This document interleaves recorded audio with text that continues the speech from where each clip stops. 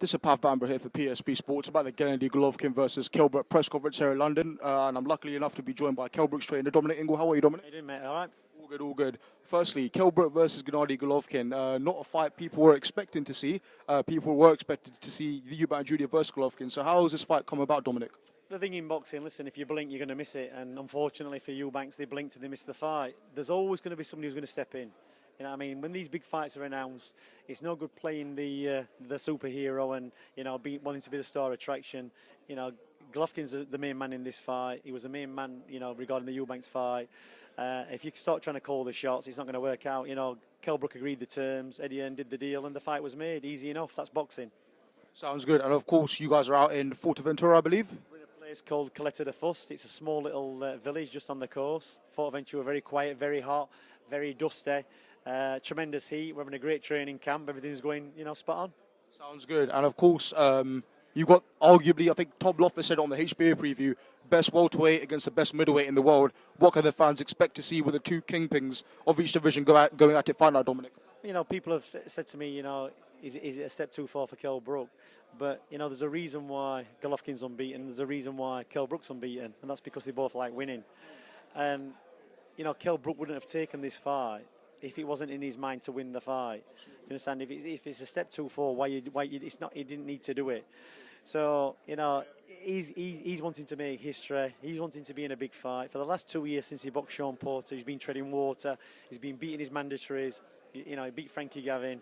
But, you know, at this age, at 30 years old, he's not going to have many more years left at his peak. Maybe another 2.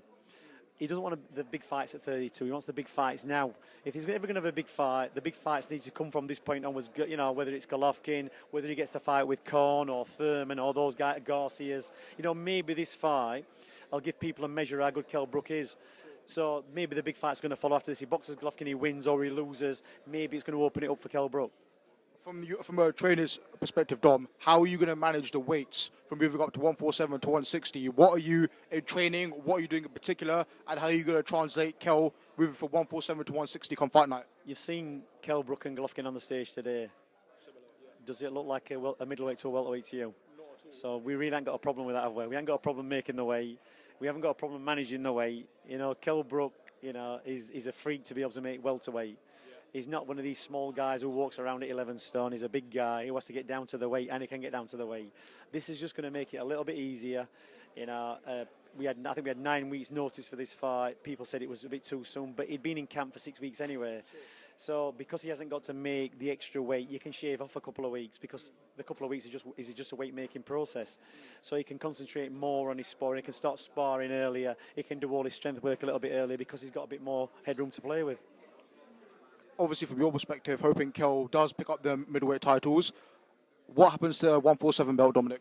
Well, I would imagine, you know, if you become the middleweight champion of the world with all the belts, you know, you're going to give up the welterweight. You're not going to, you know, give up the middleweight belts and move back down to welterweight because, you know, at some point, you know, Kell was talking about moving up, whether it was to, you know, up to like middleweight or not, I don't know.